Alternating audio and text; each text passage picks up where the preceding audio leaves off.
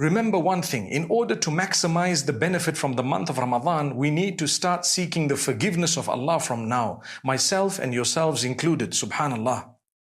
My brothers and sisters, we seek the forgiveness of Allah, we mend our ways, we mend our habits, we begin to inculcate within us the love of obedience, the prayer that is going to be multiplied in the month of Ramadan. We should commence with giving it the importance it deserves. Also, the fasting. We should try and observe fasts during this particular month, following the sunnah of the Prophet Muhammad, peace be upon him. So to fast on a Monday and a Thursday, and to fast the 13th, 14th, and 15th days of the lunar calendar, something that is sunnah. You earn a great reward for that. To be able to increase your recitation of the Quran is something important, even if it is just a verse a day. And that's a challenge we need to set for ourselves. Just a verse a day. Are you going to do it for the pleasure of Allah?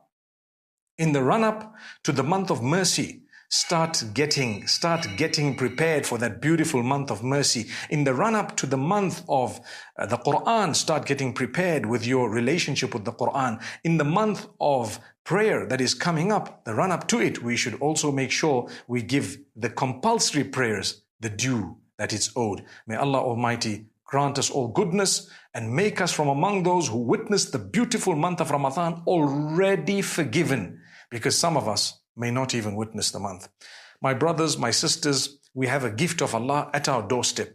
Allahumma ballighna Ramadan.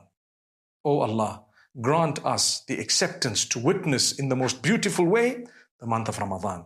Ameen. Assalamu alaikum wa rahmatullahi wa barakatuh.